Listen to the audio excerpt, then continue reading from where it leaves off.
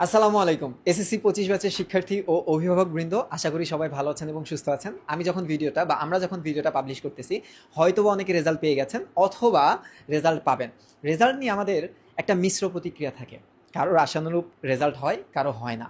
আজকে আমি কিছু গল্প নিয়ে তোমাদের সামনে বা আপনাদের সামনে উপস্থিত হইছি, যে গল্পগুলা হয়তোবা আপনাদের জন্য বা আমাদের সবার জন্য কিছু অনুপ্রেরণা দিবে। তো গল্পগুলা শুনতে আমার একটু রুমের ভিতরে যেতে হবে। আমি চাই সবাইকে নিয়ে এই রুমের ভিতরে আমি প্রবেশ করি। এই রুমটা হচ্ছে আমাদের কন্টেন্ট টিম বসে এবং টিচার শিক্ষকবৃন্দও বসে।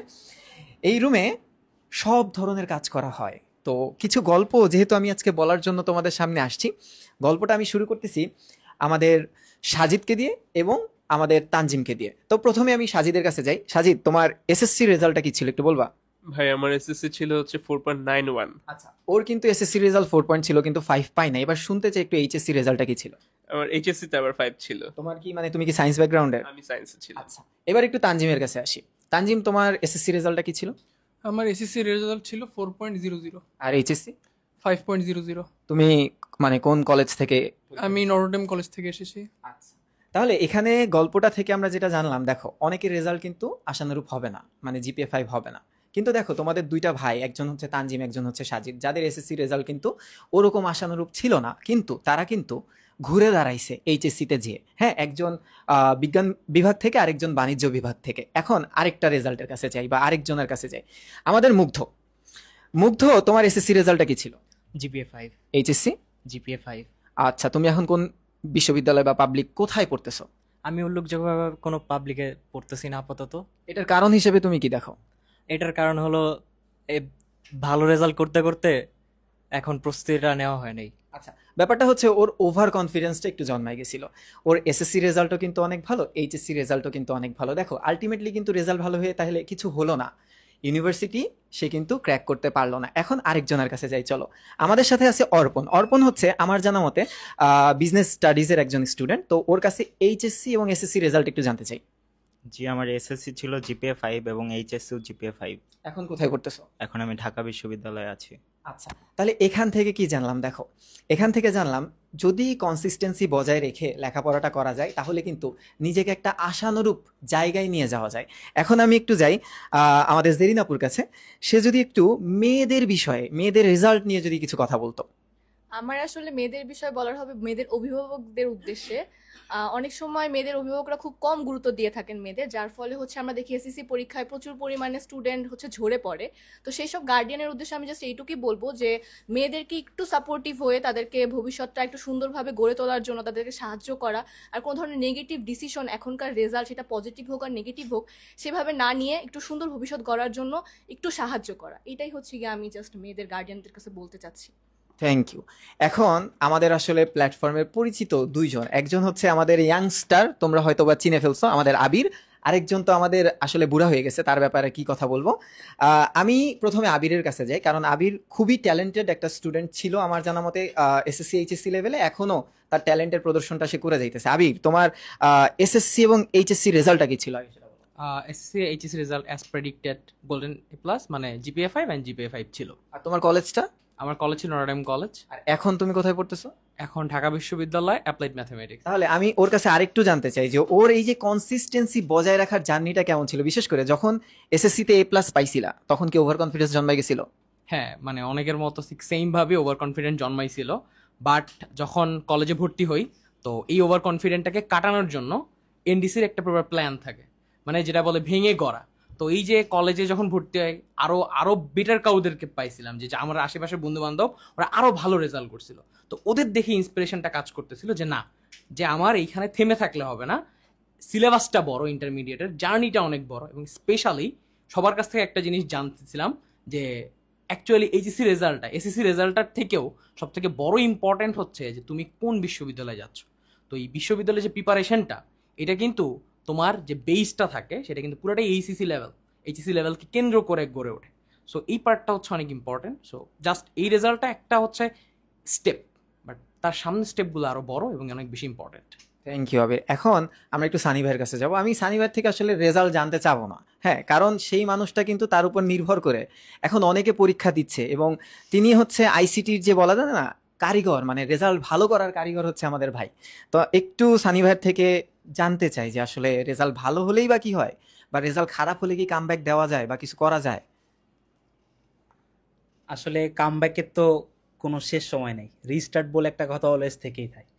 তো একটা জিনিস একটু খেয়াল করো, একটু আগেই যেটা আবিরের সাথে শেয়ার করতেছিলাম, যে আমাদের এই বছর কিন্তু এসএসসি পরীক্ষা দিছে প্রায় 19,29,000 স্টুডেন্ট, এবং এইচএসসিতে পরীক্ষা দিছে 12,50,000।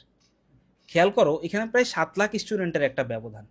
তো এসএসসির পরে এইচএসসিতে এই 7 লাখ স্টুডেন্ট কেন ঝরে যায়? দেখো, একটা খারাপ রেজাল্টই কিন্তু তোমাকে ডিফাইন করে দিবে না তুমি কে। এটা একটা মোমেন্ট জাস্ট। দেখো, তুমি এখন যেই মুহূর্তে আসো, তোমার বয়স মাত্র 15 বছর।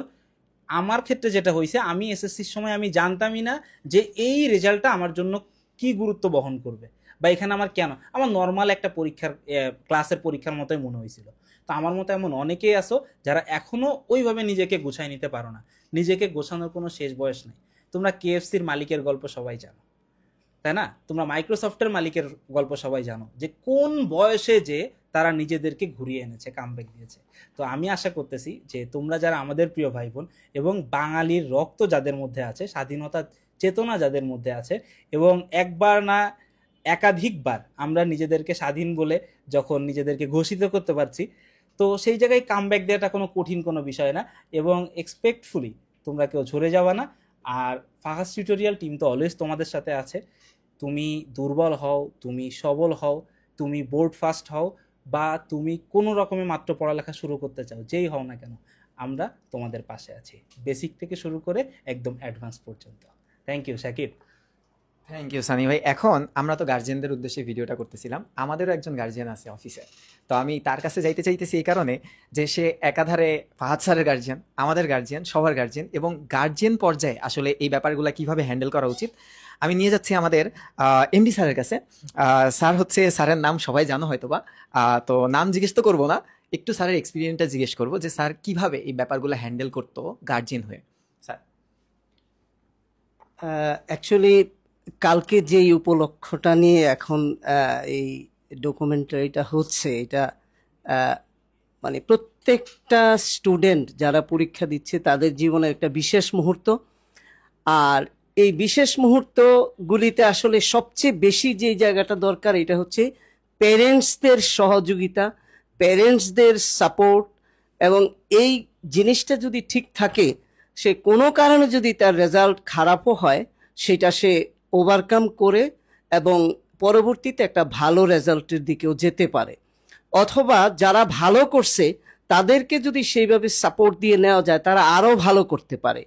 ইভেন কেউ কেউ যদি প্যারেন্টসদের সহযোগিতাটা না পায়, তাইলে হয় কি, যে ভালো রেজাল্ট করার পরেও সে অনেক মানে তার ভবিষ্যৎ জীবনটা আসলে যেভাবে সাকসেসফুল হওয়ার কথা সেভাবে নাও হইতে পারে। তো এই জায়গাগুলিতে যারা হয়তো তার এক্সপেক্টেড রেজাল্ট করতে পারে নাই, সেই জন্য হয়তো তারা ভাবতে হবে যে আসলে গার্ডিয়ান হিসাবে চিন্তা করতে হবে। একদিকে হচ্ছে যে স্টুডেন্ট বা যেই ছেলে মেয়ে বা তার সন্তানকে সাপোর্ট দিতে হবে যে আরও ভালো কি করার সুযোগ আছে কিনা। আরেকটা হচ্ছে যদি এটা না হয় তাহলে অল্টারনেটিভ কি আছে সেইটা তার ওই সন্তানের সাথে আলাপ করে বের করে নিতে হবে, তাইলে ওর একটা সুন্দর ভবিষ্যৎ হবে। আর যে খুবই খারাপ করছে বা ফেল করছে, এটার অর্থ এই না যে তার লাইফটা এখানেই শেষ। তাকে আমরা অনেক সময় গার্ডিয়ানরাই দেখা যায় কি এত ডিস্ট্রাকটিভ আচরণ আমরা করি, সে দেখা যায় যে খুব খারাপ একটা দিকে চলে যায় এবং তার লাইফ বলতে কিছু আর থাকে না। তো এই জায়গাটাতেও আমাদের গার্ডিয়ানদের সবচেয়ে বেশি একটা গুরুত্ব দিয়ে এবং তার সাথে সময় দিতে হবে এবং তার বিষয়টা শুনতে হবে। শুনে অল্টারনেটিভ জায়গা যেখানে যদি ফার্দার আবার পরীক্ষা দিতে হয় সেভাবে প্রস্তুতির সুযোগ নিতে হবে। আরেকটা হইতে পারে যদি টেকনিক্যাল লাইনে কোনো দিকে যাওয়ার কোনো সুযোগ থাকে সেইটাও ভাবতে পারে, কারণ অনেক কিছু আছে। তো এইভাবে যদি গার্ডিয়ান সাপোর্টিভ হয়, তার মানসিক সাপোর্টটা সবচেয়ে বেশি জরুরি। এই সময় একদিকে যদি খারাপ রেজাল্ট হয়, আবার যদি এক্সপেক্টেড না হয়, তাইলে আসলে এই সময়ে সবচেয়ে বেশি জরুরি হচ্ছে মা বাবার পাশে থেকে, আত্মীয় স্বজনরা পাশে থেকে সাপোর্ট দিয়ে তাকে ভবিষ্যৎ জীবনকে সুন্দর করে এগিয়ে নিয়ে যাওয়ার জন্য সহযোগিতা করা। Grow with human. Thank you sir. এখন আমি যদি একটু তোমাদেরকে বলি, আমরা 3 ধরনের স্টোরি এখানে শুনলাম। প্রথমত এসএসসি রেজাল্ট ছিল খারাপ, বিশেষ করে আমাদের সাজিদের কথা যদি চিন্তা করি এবং তানজিমের কথা যদি চিন্তা করি, ওরা কিন্তু এইচএসসিতে কামব্যাকটা করতে পারছে। আমরা আবার দেখলাম মুগ্ধর কথাটা, যার 2টাই A+ ছিল, কিন্তু কিছু ওভার কনফিডেন্সের কারণে হয়তোবা সে ভালো একটা ইউনিভার্সিটি ক্র্যাক করতে পারেনি। তারপর আমরা অর্পণ এবং আবিরের কিছু গল্প শুনলাম, যারা কনসিস্টেন্সি বজায় রাখছিল এসএসসি এইচএসসি, এবং তারা একটা তাদের প্রিয় একটা জায়গায় বা ইউনিভার্সিটিতে এখন পড়ার সুযোগটা পাচ্ছে। আলটিমেটলি কেউ কিন্তু ছোট বা বড় কাউকে বলতেছি না, সবাই কিন্তু এই যে হাজার হাজার লাখ লাখ স্টুডেন্টের জন্য কন্টেন্ট বানাচ্ছে, কেউ পড়াচ্ছে, তার মানে সবাই তো আলটিমেটলি ভালো কাজই করে যাচ্ছে এবং তারা তাদের পছন্দের কাজটাই করতেছে। তো আমি 2টা কথাই এখান দিয়ে শেষ করতে চাই আমার পার্টটা, যে দেখো, যে প্রথম হয় তার মনে ওভার কনফিডেন্স জন্মাতে পারে, পা যদি একটু পিছলায় যায় তাহলেই কিন্তু আবার ব্যাকওয়ার্ডে চলে আসতে হবে। আর সব সময় মনে রাখবা, যে প্রথম হয় এবং যে দ্বিতীয় হয়, দ্বিতীয় হওয়ার ভিতরে সেই বুঝতে পারে যে প্রথম হওয়ার গুরুত্বটা আসলে কত। তার ভিতরে কিন্তু ক্ষুধাটা আরও বেশি থাকে, তার কামব্যাক করার চান্সটাও বা পরিশ্রমটাও কিন্তু অনেক বেশি হয়। আর সে যখন একবার কামব্যাক করে তাকে কিন্তু আর হারানো যায় না। তো আমি এই বলে আজকের ভিডিওটা শেষ করছি। ইনশাআল্লাহ দেখা হবে বিজয়ে। ভাই ফেল করলে বিবাহের বিষয়টা এই ভিডিও অফ কর।